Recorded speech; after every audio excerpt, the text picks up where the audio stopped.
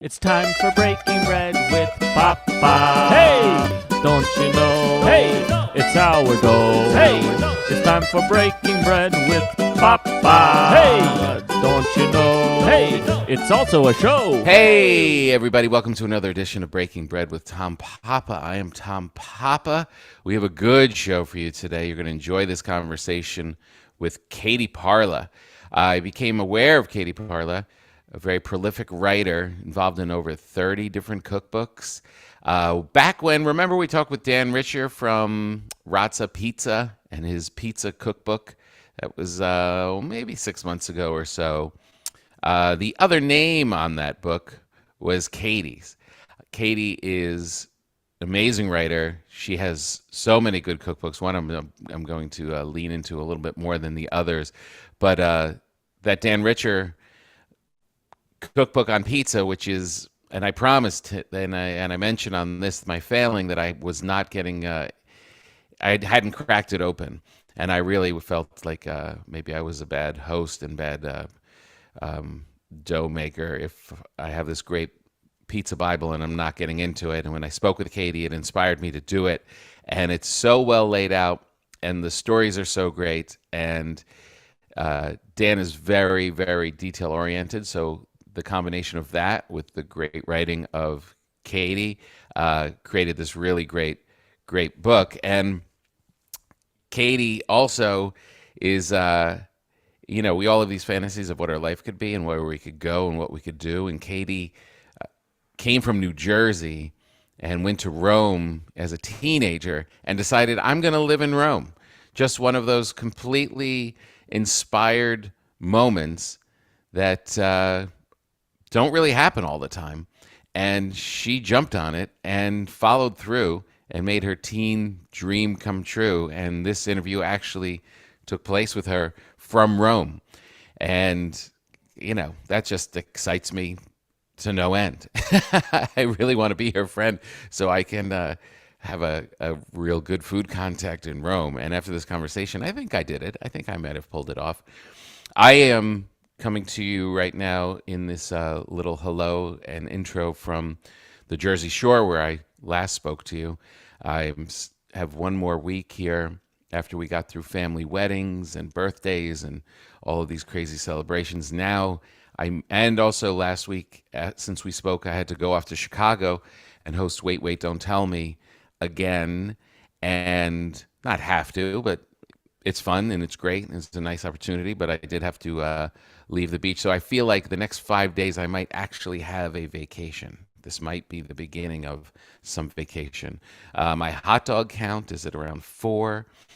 My bottles of good red wine has been small. I would say I'd put it maybe around 2 or 3. That doesn't mean I wasn't drinking other things at the time, but if like this is going to stand out, I would say, yeah, around there. One great Italian restaurant down here that I hadn't been to in probably 18 years and went back and on Long Beach Island called Raimundo's. And the food, we talk about this a lot, how you get consistency in a place for, I don't know how people get consistency for 2 meals in a row, let alone 18 years of a restaurant that really never lets you down. That is a good spot. So we had some good wine when we went over there and took my parents and had a nice Italian meal, which was exceptional. And other than that, Hot Dog Island, Taffy Island, and just throwing some Oreos into the beach bag and heading down to the beach. And I feel like this might be my last task right now. This might be my last task. Doesn't really happen, does it? There's really no such thing as a vacation. And that's the problem. When you really like what you're doing, you kind of feel like I'd rather just go do that stuff than just go on a water slide.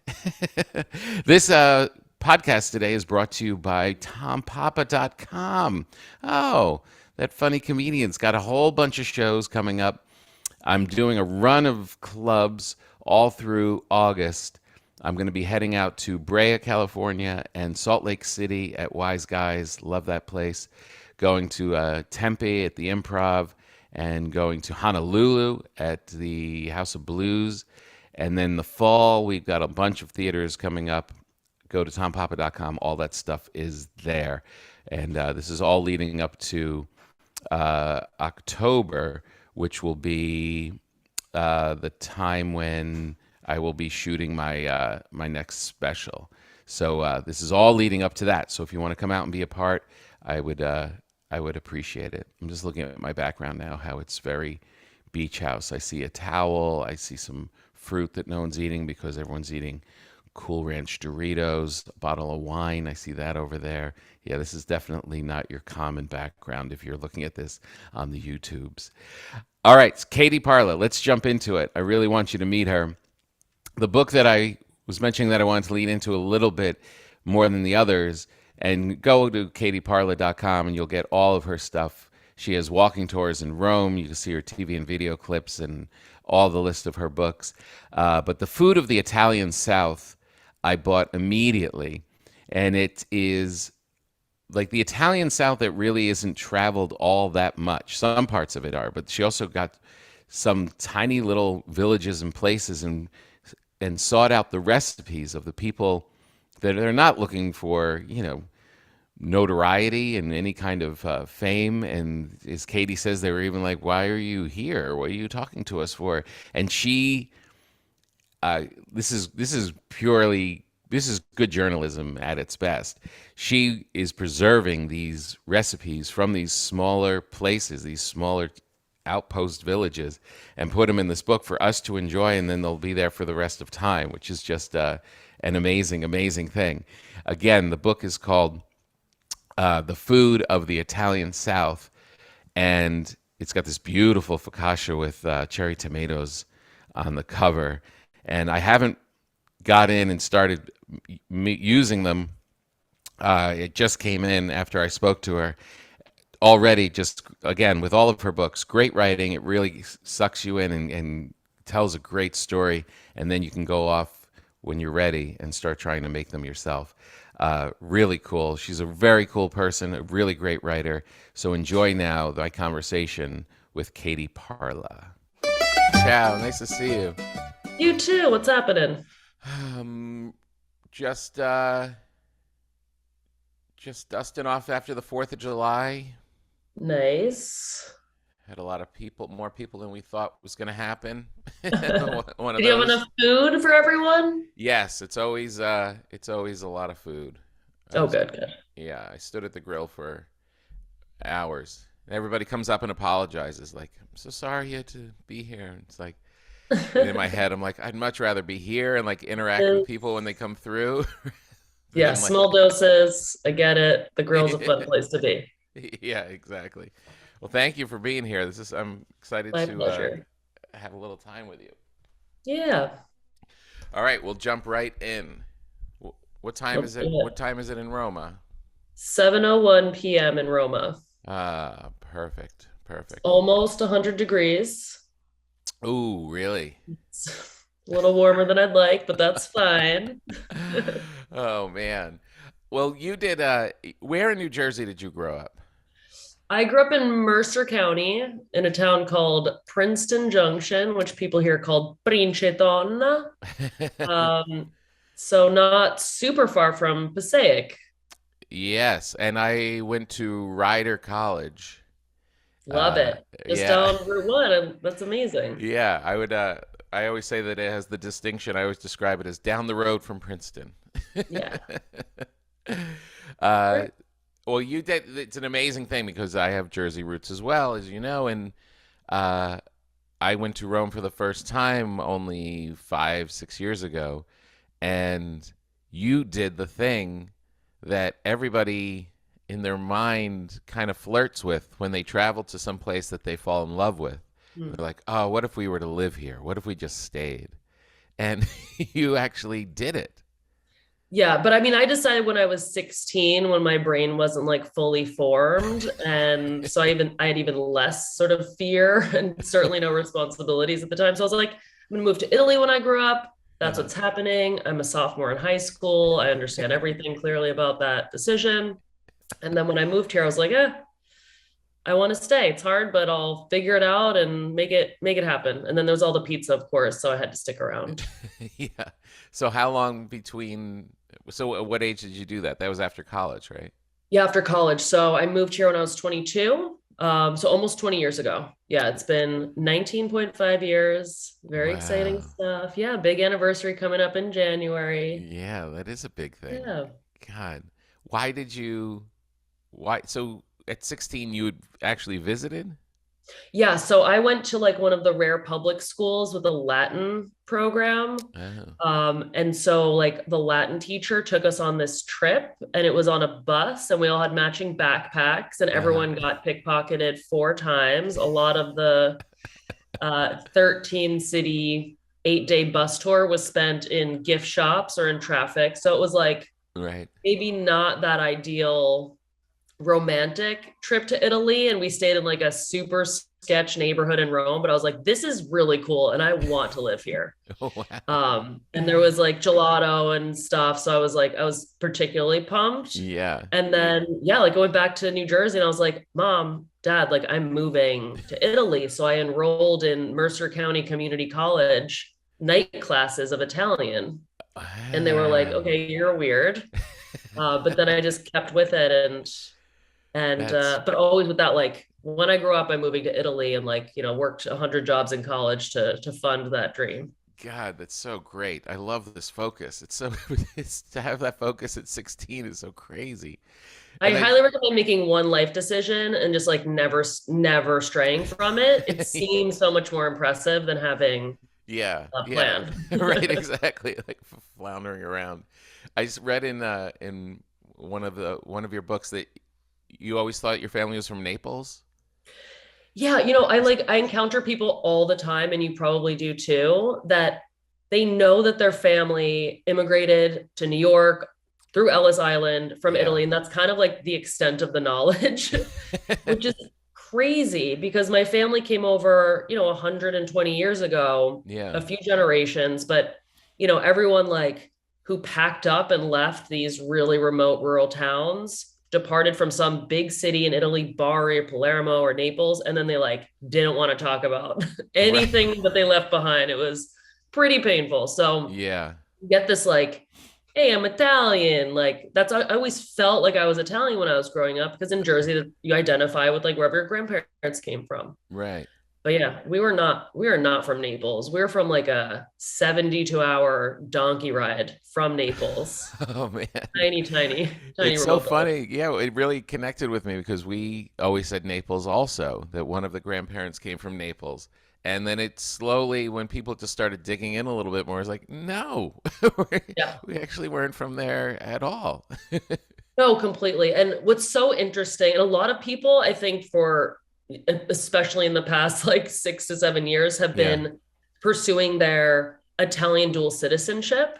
Yes.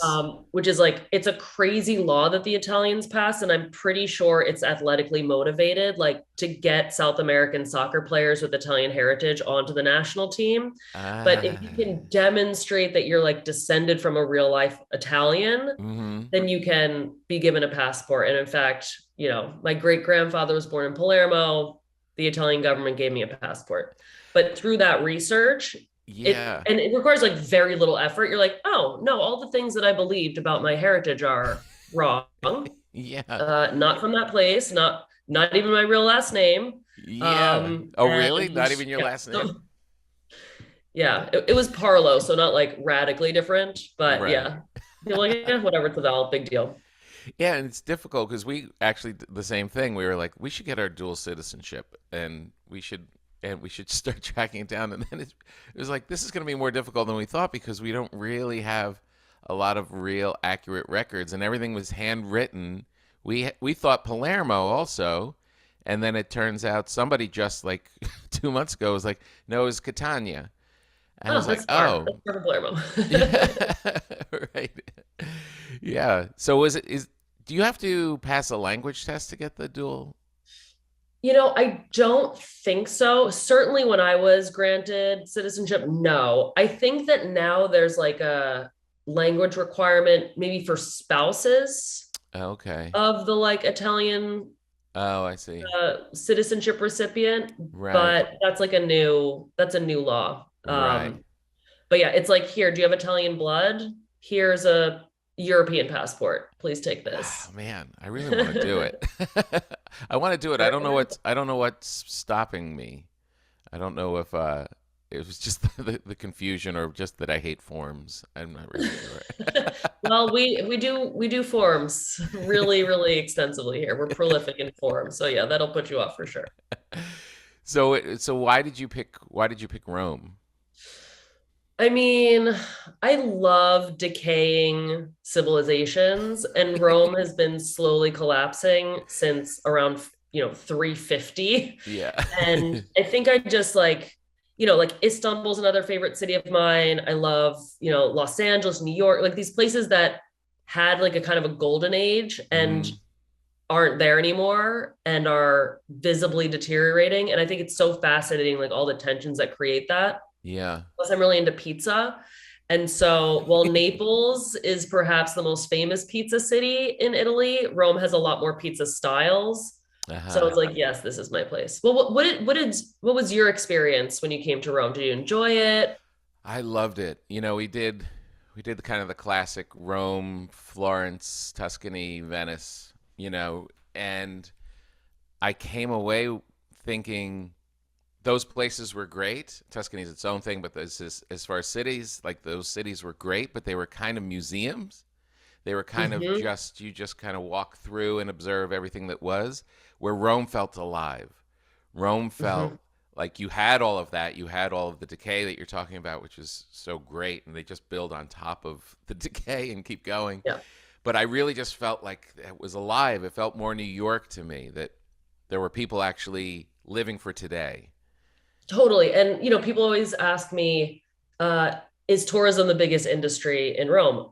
No, not even close. It's the bureaucracy. And they're Right. like, a solid million people here for who work for the government at some level, and then probably 300,000 university students. So even if there weren't any tourists, Yeah. the city would still survive and still have its identity. And a lot of, of course, if you're eating like with the Colosseum view, like the food's probably disgusting. Right. But if you just do like a little bit of investigation and research, and if you walk, if you take a metro 2 stops from the Colosseum, you're in a super distinct Roman neighborhood like Testaccio, which has a very deep pride about its cuisine and a real character that feels unique to itself within the Right. city. So Right. I think that's so cool. Yeah, that was the thing that it was like, okay, this was I felt all of those things, but I was like, I don't really understand. It's like going to New York and someone tells you, just go to the West Village and that's all you do, and you're like, you find a couple places and it gives you that taste. But I was like, oh man, you really should come here, rent an Airbnb for like 2 months and just to kind of immerse yourself just into like the daily life of it all. That's kind of the minimum, I think, because a lot of people come through for a month and they're just acclimating after that first month. Right. And what's cool is like if you stay for just a week and you are renting an Airbnb and staying in a neighborhood and you go to the same cafe or market vendor every day, like you're instantly a local, right? Yeah. People recognize you, they say hello, they're a little bit more generous with their discounts at the market stalls. But yeah, 2 months, like you really can insert yourself into the rhythm of a district and really into the city, and it's so much fun. So that's good Yeah. advice. Recommend 2 months is good. Right. I'm gonna follow you. I'm just gonna show up. I'll be like waiting What outside your thing. up, I had Tom? I had a cool thing where we had this when we first got there. This young Roman taxi driver picked us up, and my family sat in the back, and I sat in the front next to him. And his eyes got really big, and he's like, "Oh my God! Oh my God! Verdone, Carlo Verdone." I was about to say that's, yeah, I knew that was coming. And I was like, "What are you talking about?" And he thought for sure I was this great comic actor, famous actor in Italy, and he would not believe me that I was not Carlo Verdone. He thought I was. Called his family and wanted me to talk to them, and then he started to realize I knew very little Italian. I mean, frankly, I don't believe you when you tell me that you're not Carla Verdone. The likeness is like truly stunning.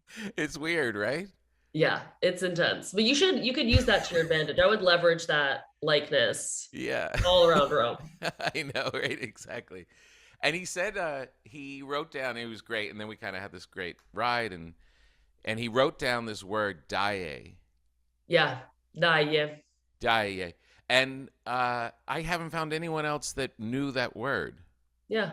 Dai is a very Roman word. First of all, it has a J in it. Right. And when you take Italian class, they're like, first rule, there's no J in Italian. You're like, okay, cool. And then you get to Rome and everyone's throwing J's everywhere. But Dai is like, let's go, here we go, come on. Yeah. You hear it a lot, like if someone's trying to like encourage you, or Right. Romans just they sprinkle it through their daily life, all sometimes for no reason. It's such a like Roman phrase, a real staple. Right. Just kind And of it's like not a even motivator. vulgar. It's not even a curse word, and it's really beloved by them. So Yeah, that's very strange. Yeah, it was so great. And he wrote it down, and I still have it like in one of my books, just the way he wrote it with the J. And I would say to just like Italians in other spots, and I would think I was like trying to get some street cred, and they were like, "What are you saying?" well, it does need a little bit of context. Yeah, right. Yeah, exactly. So your love of pizza. Uh, I don't know where to begin. I mean, you grew up in New Jersey, so there's pizza all around us, right? So much pizza. So much pizza. Mostly in my town, it was like New York style pies. Right. Uh, I went to like I think Al John's Pizza every day after school for like 10 years. Right. And only in high school did I start like dabbling in the Trenton pies. And I was Right. like, oh, that's so delicious and a Hmm. whole new thing. Yeah. Um, but then I went to Yale, so moved to New Haven, where I Yep. was surrounded by so many pizzas all the time and Yeah. worked at a pizzeria. Um, Where and did I you was work? like, I worked at Bar. At bar? Yeah, which is like they're like their website's so funny. It's like barnightclub.com because I think it really wanted to be like a very popular trendy nightclub, but instead it was just a delicious pizzeria with like good beer. So they That's so failed at their initial plans, but it's the pizza's great. That's Um, amazing. I just love the idea that there's like these managers trying to make it a nightclub and there's a chef in the back just like this will be about pizza. But what's so funny is the pizza guys were like some of the most dangerous people in New Haven. Like they were terrifying. And they Why? weren't particularly passionate about dough or fermentation. They just could really they could really nail a thin crust pie with some clams on top, which is a New Haven classic. They Mm. did the like stoner special, basically like a potato and mashed potato and bacon pizza that was like so legendary. Oh my They're God. still cranking out good pies, but they have a small dining room compared to the vast nightclub, which is like now behind a curtain. It's so bizarre. Like surely bad things have happened back there, but it's a weird, fun place, and That's great.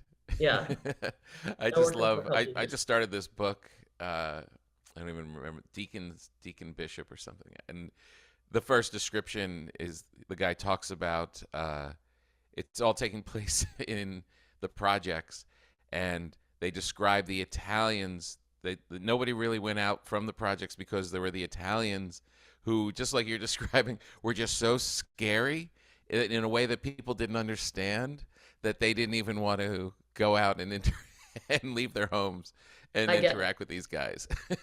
I've had some Italian experiences like this. The first time I went to Naples, it was like the middle of August, and the Yeah. only people on the street were like topless men wearing like wool pants and slides.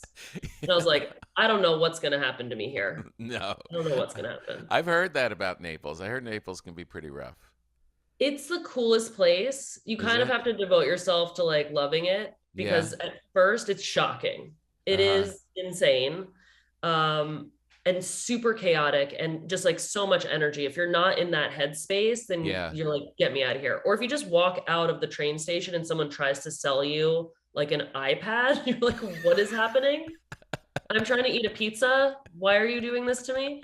And it's clearly like a brick wrapped in like an iPad container. Box. It's a bizarre alien universe, and it's so Yeah. great. What's But you so got to go great? there with someone who likes it. Yeah. What is it? The food that's great, or is it just the whole thing? It's the whole vibe. It's the energy. Like once you get past all the guys trying to like sell you stolen things and like Yeah. fake electronics, then you're in the heart of what used to be the ancient Greek city and then the ancient Roman city, and then Right. essentially the capital of like a major kingdom. So it was one of the richest and most prosperous places on the planet. And so remember when Wow. I told you I like urban decay? Yeah. Naples checks that box because you walk down, especially the main street in the center, which is called Via dei Tribunali. It's where all the famous pizzerias are, especially Sorbillo, Di Hmm. Matteo.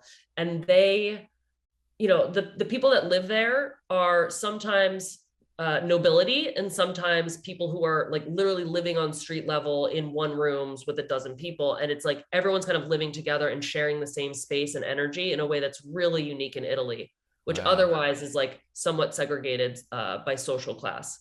So it's Right. that like everyone's packed together, it's dense, the coexistence of all these people is amazing.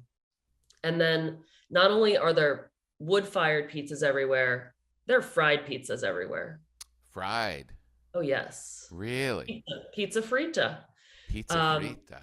and then they have like along the main street, the one that I referenced earlier, Via dei Tribunali, you got the sit down pizzerias, and all of them also have like a little mobile cart in front that sells tiny pizzas that you fold in four so they're portable.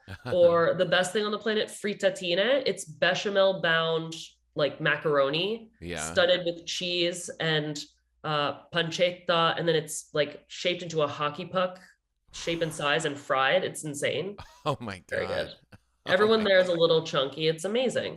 God. That's amazing. Do we like fried pizza? Fried pizza is very good when done really well. And what's interesting about fried pizza is like the Neapolitan style pizza that's cooked in the wood fired oven, that's a man's domain. There are Uh-huh. almost no lady pizzaioli, whereas the origins of pizza frita Yeah. is 100% women. Ah. Basically, like the women on a single block would match up their calendars so no one too close would be competing with them. And one day a week, they'd open their ground floor dwelling, heat up some oil with a propane tank, and Right. then use dough that they would fill with like little chunks of pork fat. No pink stuff, just like straight fat, Oh. pieces of mozzarella, black pepper, um, and they would fold it in half into kind of like an envelope and fry it, and it looks like a frisbee. It's so caloric and so delicious, and that's how they would Jeez. earn a little extra money at the end of the week.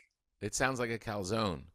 It's It's a, basically like a calzone. Instead of being baked, it's fried, wow, man, oh but man. like really few fillings, like very sparse filling, just basically Right. kitchen scraps that people would put together.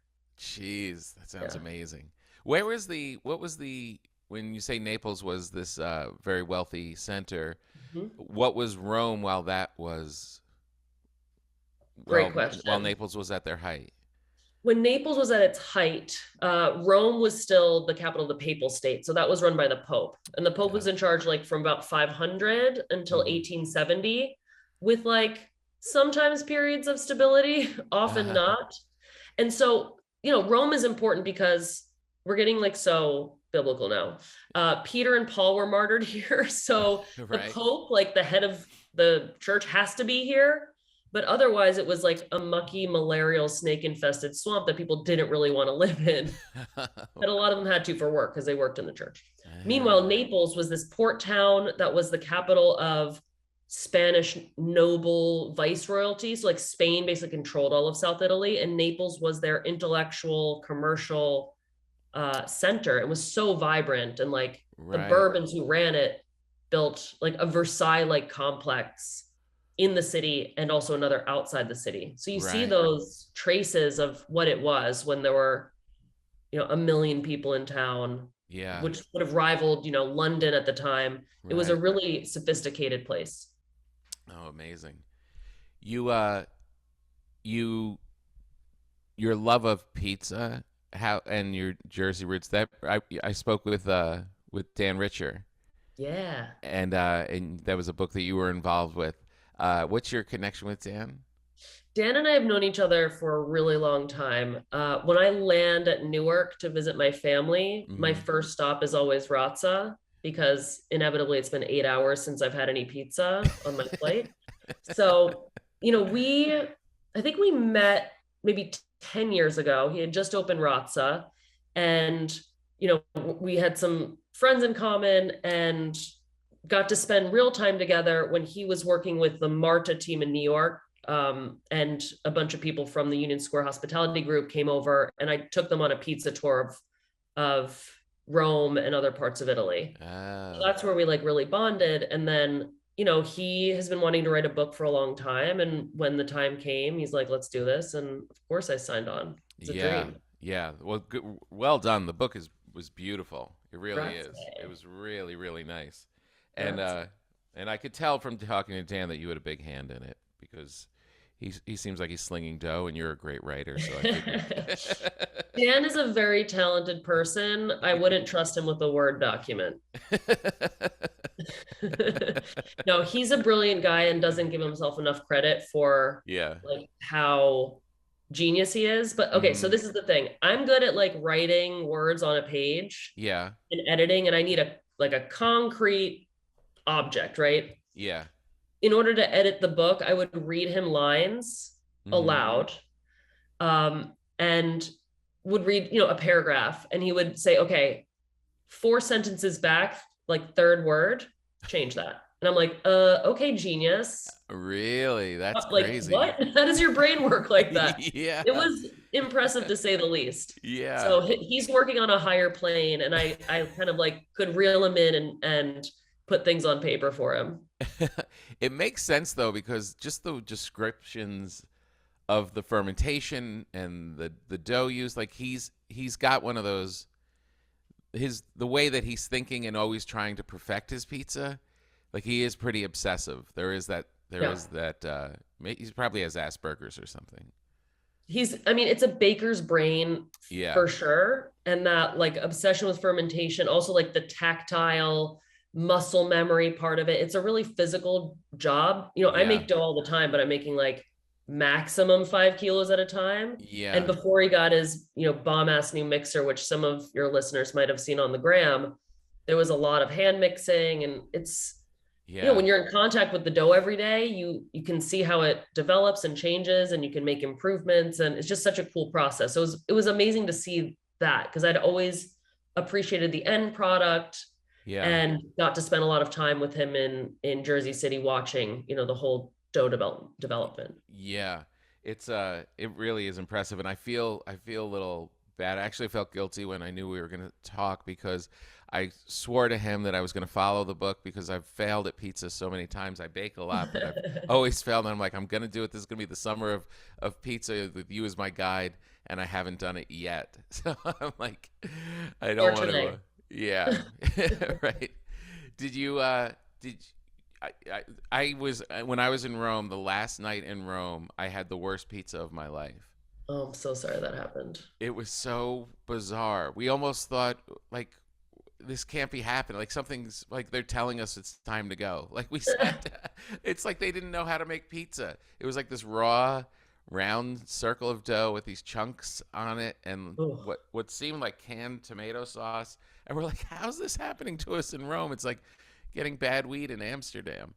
yeah, that is tragic to say the least. I'm so sorry that you had to go through that with your family. Thank And you. next time you come to Rome, just hit me up, and I've got extensive pizza guides. Yeah. Did you get into making it yourself? You said you make dough? I make dough all the time. Like in Yeah. addition to writing Dan's book, I've got like in my own cookbooks, I have like bread and pizza chapters. And I Hmm. wouldn't say that I'm a dough expert. And I always collaborate with like my insanely brilliant baker friends. Yeah. But of all the recipes in my books, I'm always making the pizza the most frequently because I've got an uni. Yeah. I love a project. Uh-huh. I love shopping, and I love hoarding pizza tools.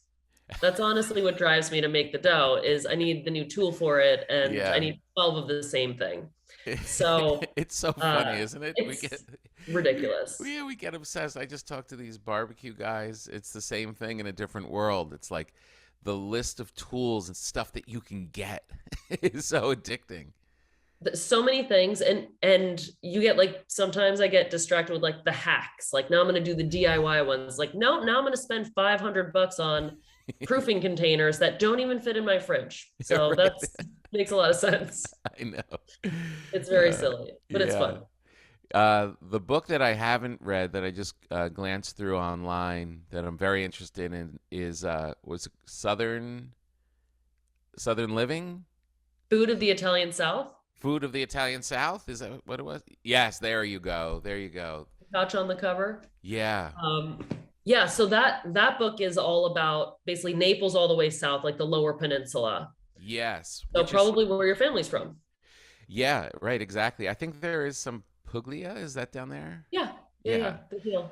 So explain to me, give me, because you know all things. Explain to me what happened to the South, because we know, like, Of just on course. in general terms, like that it was poor and a lot of people fled, but why and how and when? Well, I'm going to try to make this as the least boring, most succinct version of this as I can. Basically, in 1861, Mm-hmm. the South was under Bourbon, so Spanish viceroyalty power. And then it fell to the unification movement, which was run by this guy, Victor Emmanuel II. If you've been to Rome, there's a giant white wedding cake like building dedicated to him. Mm-hmm. And every Italian town has like 50 streets and piazzas named for him. So he's coming from the north and Right. was actually not that wealthy, needed the South and needed the South's wealth. And once he kind of pillages and plunders, he systematically neglects the economic development of the South, but Uh-huh. not before he breaks up all the church lands and the noble lands that peasant farmers had been subsisting on.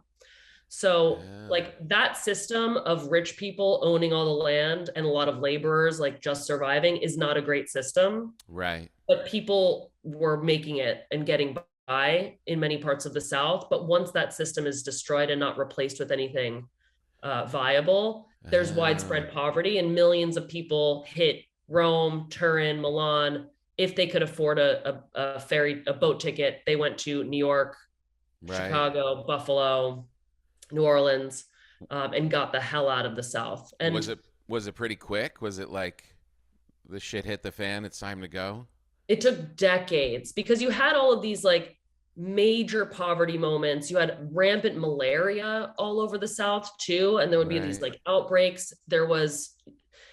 It wasn't just like the poverty, it was also the malnutrition that caused a lot of weak immune systems and plagues to spread. So it was over decades from basically like 1861, the first migration starts, Right. picks up momentum and accelerates through the turn of the 20th century. So for like a good 5 decades, people were leaving the Wow. South. And something that I found out when I was researching the book, of the millions of people that left, about a third repatriated, like went back to Italy. Really? Yeah. A third. Which is, yeah, because they didn't want to leave in the first place. They just had Right. to survive. Yeah. So Right. it's fascinating. And then, Yeah. we have all of this like very like spectacular and elegant food in the South that people say, oh, that's cucina povera, that's poor food. I'm like, no, that's like an almond paste sculpture infused with sugar and all sorts of very exotic flavors. Like this is Right. proof of a time that the South was thriving. Right. And you don't really get that sense anymore unless you visit certain parts like Bari is very wealthy, Lecce is very wealthy. Mhm. But yeah, you can drive, from the east to west coast and see villages that are pretty sparsely inhabited and feel clearly neglected by Rome. Yeah, it was that one line in the book when you say, "Where is everybody?" Where is everyone? So what was that like to be researching and going and finding these different dishes and stuff that was there, and there is nobody around? Like, was that difficult? The people who own businesses that I was visiting were very confused. They're like, "What? How did you find us?" Yeah. It was super super interesting and felt kind of high stakes in certain areas because I would be making pasta with the two women in the village that still made that pasta shape, and once they pass away, like there's no one else doing it unless someone records Jeez. it and writes about it. So, with the 85 recipes, like I barely scratched the surface. Right. But I think, one of the motivating factors behind the book was to inspire people to go visit and like, look how easy it is. You can literally walk into any of these places, talk your way into the kitchen. Everyone's happy to have you. No one is going to keep a secret if they think you're going to cook their recipe and enjoy it. Right. So people were incredibly generous. And so when you go through the book, you'll see a lot of the head notes or the titles of the chapters are named for the people whose recipes I adapted for the book. Oh, that's great. Yeah. It really is such an Italian thing too, because there's a and I think you even mentioned it. Like my mother put together all of her recipes because everybody just wanted them, and I tried to pass them on to friends, and they're like, "There's no measurements in this." There's no real specific amounts of anything. Like you just feel it, you'll get it. No, it's true. Like a lot of the recipes were just a list of ingredients with the letters QB next to them. QB is Italian for as much as you need. And I'm like, oh, cool. That's vague. I need a specific weight for this. Like, how many ounces are we talking? Give me grams if you can do it. But, like no one was hesitant to hand over recipes, but often I'd be like, okay, well, now can we make them together so that I can actually see how much flour fits in the palm of your hand? Like, what are we working with here? Yeah. How big is your like hand? Time out. Scoop some flour into this cup and I'll weigh it. Yeah. What was it when you came away? Was it kind of hopeful, or was it a little bit like, this was good that we got this down because this is going to disappear? Yeah, I mean, I think like every cuisine is in a constant state of evolution, and it's both good and bad that we're not eating the same things today that we were 100 years ago. I mean, there are parts of Italy that only mainly ate corn to the point that it drove people to like literal insanity. So the diversity of ingredients that people have now, the availability of ingredients and a diverse diet that people have now, great. But where do people go crazy from corn? Oh, this is insane. Okay, so have you ever been to you've been to Venice, right? Yeah. Venice and that whole region, the Veneto. Yeah. Like a lot of the buildings in the Venetian lagoon, one huge complex in particular is an insane asylum for people who overdosed on corn. What? So corn, this is so interesting too, because corn is introduced by the Spanish from the Americas to South Italy. And in, the 1500s, Southern Italians are like, cool, we're going to plant it next to our other 50 freaking grains over here. And meanwhile, it climbs up the Italian peninsula where super poor Veneto and Romagna and Lombardy were like, we don't have any crops. Like, let's just grow this. And they grew so much corn and ate so much polenta. It gives you this like degenerative brain disease. And you start like just kind of listlessly wandering. Then you start developing dementia. And then when you're really in the throes of this illness, which is called pellagra, you start eating dirt and paint. For the iron? Just like your body starts eating whatever it thinks has minerals in it, because in the Americas, corn was nixtamalized. So kind of processed in a way that it wouldn't deplete all of your B vitamins. If you just eat straight corn, it's taking all that nutrition out of your body. So these people in the north for hundreds of years were like, well, a bunch of farmers aren't going to make it, but we're not going to change our diet. And so all of these like insane asylums all over the north have now been turned into like museums or have been repurposed in some way, but people were in these places until the early 20th century. When they realized how to nixtamalize that corn. It's so crazy that it took that long to connect it. Beyond. Just going crazy with corn. Yeah. I wonder if that's what's happening in America. I wonder if that's why all the high fructose corn syrup and all those corn-based stuff Let's not rule that out. is damaging everybody's brains here. Everyone's got brain damage. Checks out. Wow, my God, that's insane. So it's so crazy. Yeah, I'm really excited about that book though, because the focaccia on the. I literally just nailed after all this years of baking bread. I just had like my best focaccia, just because I always picture focaccia as being this quick, simple. You could just do it in a couple hours kind of bread, and it really takes 2 days if you really Yeah, want to have it nice and airy and beautiful. Uh, totally. yeah, and but the picture on the cover is so perfect.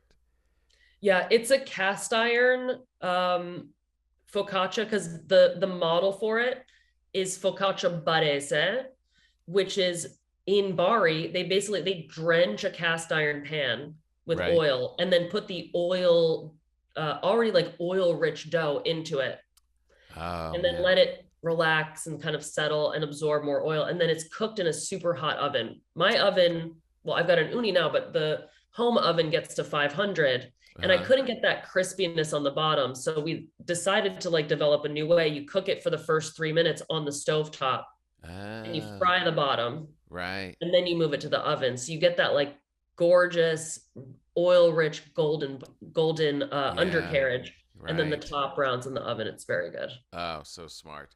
I had the uni and I just kept lighting stuff on fire. Everything just kept catching on fire. Yeah, I burn a lot of pizzas in it. It's hard to nail the exact temperature, but I like running it really Yeah. low. And actually Dan Richer, Yeah. when he does his uni bakes, he'll like preheat for like 30 minutes at the Right. highest temperature, which is probably around 900, and then Uh, put the pizza in and turn it off. smart. And then play with it. So in the end, it's probably baking it closer to 650 or 700. Right.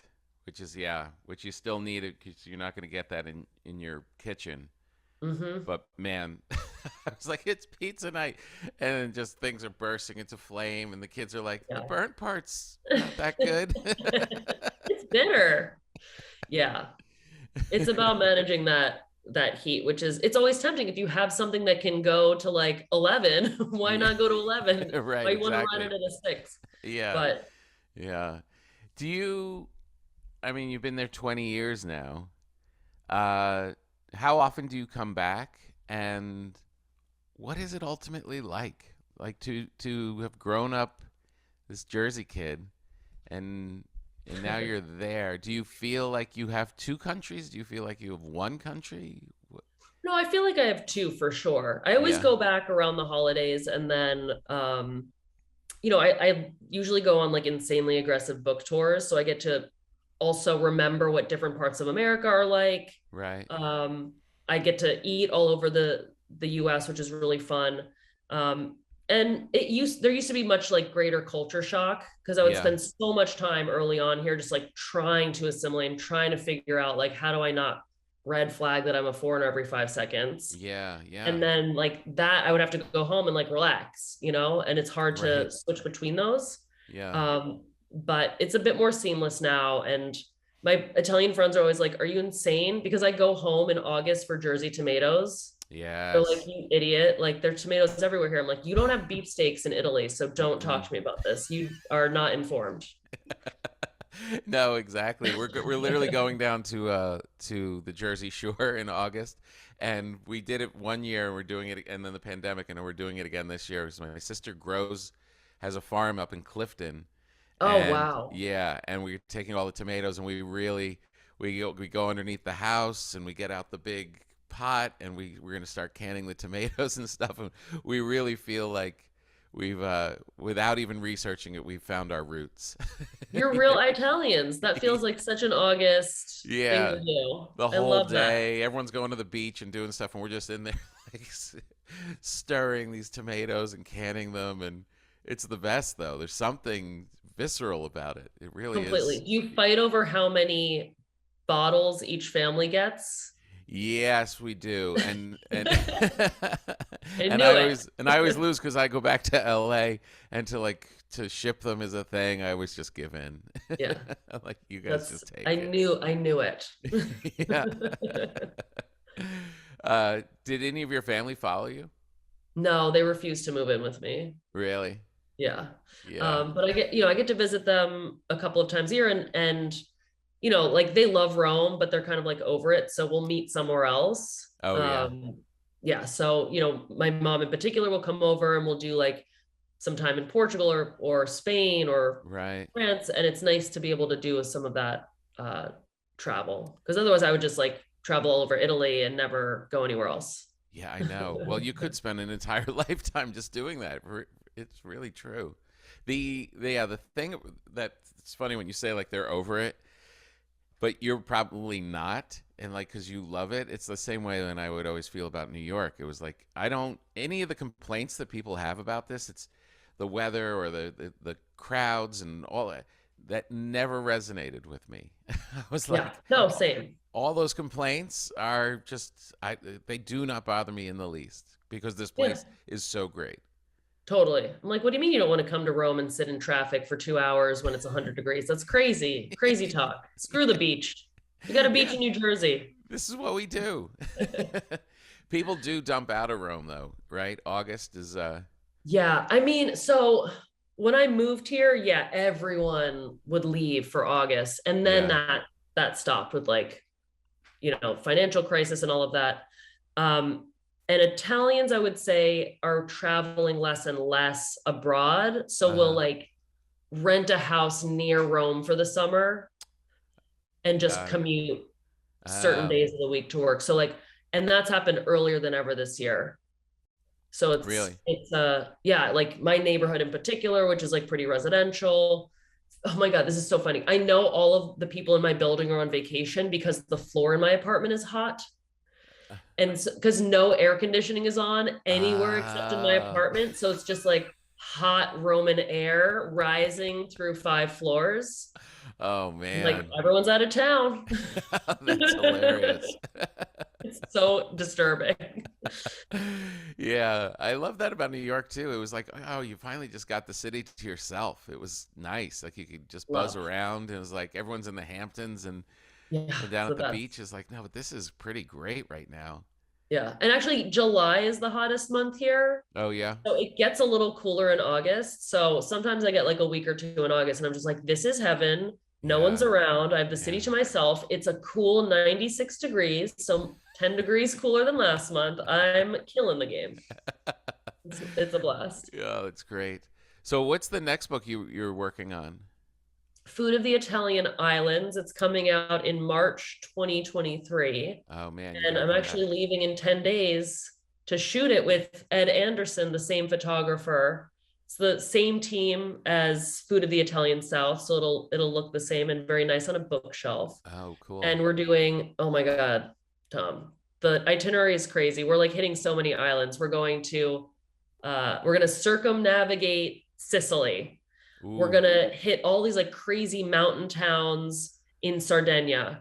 We're going Mm. to Ponza, which is this little island off the coast of Rome where they used to like exile promiscuous imperial family members, but it's like so beautiful and so cool. Yeah. And we're hitting Pantelleria, which is this volcanic mountain off the coast of Tunisia, but is actually part of Italy. We're doing it Jeez. up. We're gonna eat so Jeez. much pasta. It's gonna Oh, be that's very, very amazing. caloric. Yeah. Are you doing Catania? Will you be in Catania? Yes. Yeah? Yes. Absolutely. Have you been to Sicily? No, I haven't. You gotta do it. Yeah, that's what everybody says.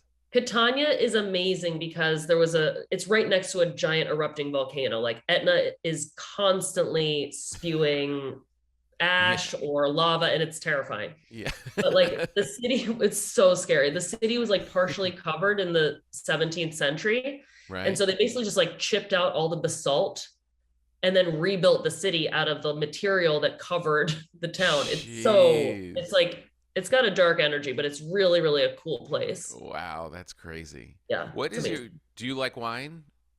Are I don't you, like wine. I love wine. you love wine. Okay, good. What are you drinking now?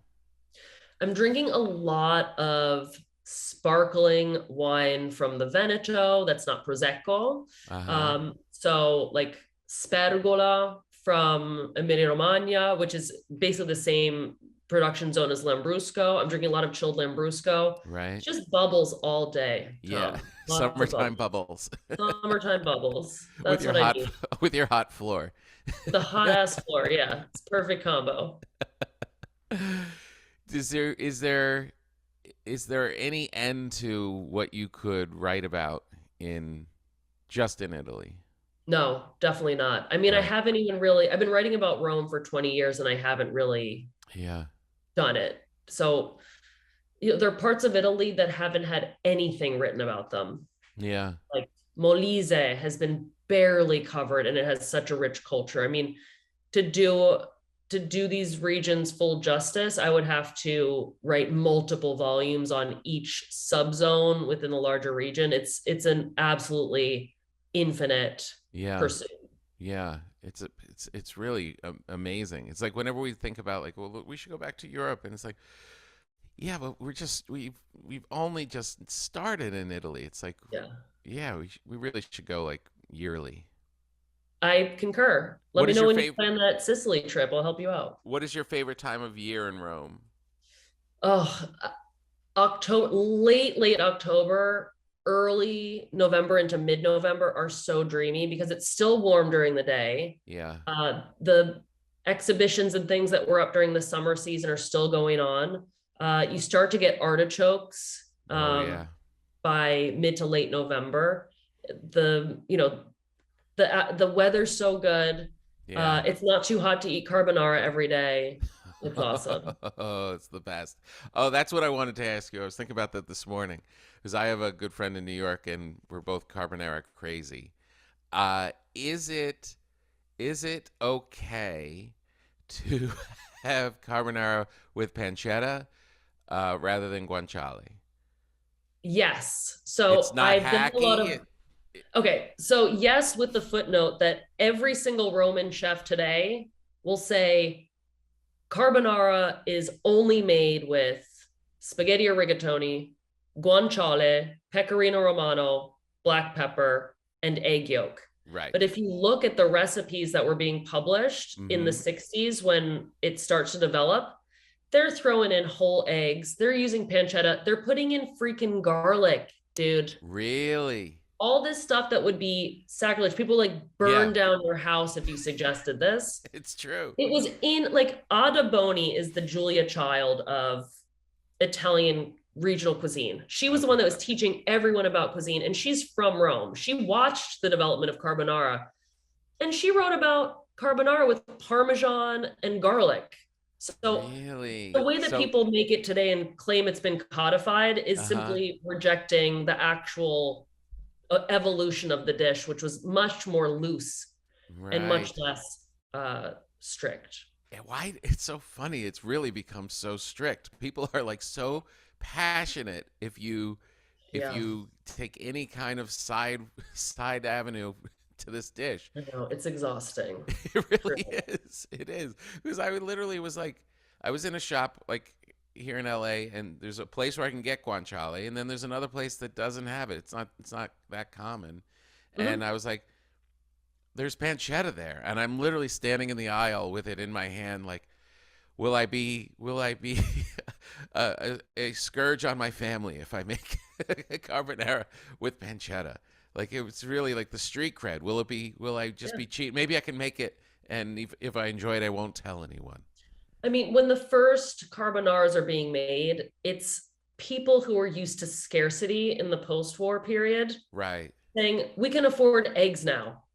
So they were still using whatever scraps they had. So Yeah. pancetta, knock yourself out. Go for it. You Just got do it. permission. All right, good. And don't let anyone tell you what the real recipe is because they've never read Ada Boni. Yeah, Ottoboni. I want to look that up. I don't know from Ottoboni. She's got it's basically now like 1,000-page tome. Jeez. Um, I mean, she's long gone, but it's Yeah. maybe 33 editions. She started in the 20s with like Wow. this little magazine. It's on newsprint called La Preziosa. And she was like, hey, people from different parts of Italy, here's what other people from different parts of Italy eat. And everyone's mind's blown. So she's spreading all this knowledge, and her Wow. cookbook goes from like this thick. I know Yeah. it's podcast, not a visual medium, Yeah, goes from very like an small. inch thick Yeah. to like a 4 or 5 inch thick brick. And it's a really fascinating cookbook. Not so good on the quantities. If you got to follow the recipes, you got to really be intuitive about it, but a Right, very of cool course. resource. It's funny that the carbonara makes people so angry when you kind of play around with it, but yet the cacio e pepe, which is another kind of like simple dish, people are a little looser with that one for some reason. Yeah, I mean, I think because a lot of people encountered cacio e pepe in the US before they encountered it in Italy, they're Right, okay with different cheese blends and with butter being added to it. And right, honestly, here there isn't that much. Cacio e pepe is just cheese and pepper. right, There's not that much like controversy if someone adds a little Parmigiano to the pecorino mix. right, And some of the finer cacio e pepes here do, and people are very open about it. right. So, I mean, Yeah. cacio e pepe is like it's drunk food, like literally developed to keep people drinking in taverns, and like on in an emergency, like Giuseppe needs pasta now, like pull it together. Oh, It's a really? fast dish. Yeah, And yeah, people are more flexible. yeah. It's like a mac and cheese. It's just like a fancy, Completely. right? Yeah, I mean, it's a mac and cheese that was served there were all these taverns and like trattorias in Rome Right. that people would bring their own food to Oh, and they really? would drink. And now Yeah. Romans, I mean, when you were here 5 years ago, Romans do not get blackout drunk or even visibly intoxicated in the streets anymore, but they used to. They used Right. to anesthetize themselves and had very challenging lives. So going to Right. the tavern and drinking all day into the night was a done thing. So how do you keep people ordering rounds of beer or wine? You feed them mac and cheese. That's what you do. That's great. Yeah, it's amazing. All right. So one last question. Maybe there might be two. I'm not sure. I could really talk all day. Um, how is Rome now? How is Rome? How is Italy? What's the feeling? I mean, we've all kind of gotten a punch in the nose over the last couple of years, and there's a lot of turmoil everywhere, just politically, and people are. You could just feel it. People are searching and trying to get their collective feet back on the ground. What's the vibe there? I mean, Italy is not stoked on the price of gas Hmm. or inflation or the fact that for the first time in basically 20 years, there's euro US dollar parity. But people are really enthusiastic about the return of travel. Hmm. They love when you love their country, and the cities have been really, really, really crowded. So, like Rome, Venice, Florence have been absolutely packed. Yeah. There's also a lot more tourism away from the main urban centers. Like Puglia is absolutely bursting at the seams with American travelers. Tuscany, as usual, also very crowded. Right. The other places could use your biz. Yeah. So hit up Molise, Calabria, Sardinia, Right. and yeah, give those That's cool. people something to celebrate too. Yeah, yeah. No, that makes a lot of sense. If it feels like people just flood right back to those big guys, the big headlines. Yeah, But I think that's what's really cool about your work is that you're really shining a light on these places that people don't go. doing my best. Yeah, well done, well done. Well, when you after you do this big tour and you get all the nice pictures, come back in March and we'll talk again and talk about the new book. I'd love that. And we'll Yeah. plan your trip to Sicily. Yes, 100%. Yeah, I'm not going to you're too good of a resource. I'm not going to you're going to see me a lot a lot more off air than on. Happy to help. All right, really nice to be with you. You too. All Take right. it easy. All right, Ciao, take ciao. care. Enjoy those bubbles. Sure will. Ciao. Ciao. Arrivederci. Arrivederci to you. All right, kids, that's it. That is my conversation with Katie. I hope you enjoyed her as much as I do. Go to katieparla.com, look up all things Katie, and buy her books. Buy her books. I recommend The Italian South and also the Dan Richer Pizza Cookbook, another great one. But there's a whole bunch, whatever your tastes are. Thank you so much for listening. Like and subscribe and all that good stuff. Keep spreading the word.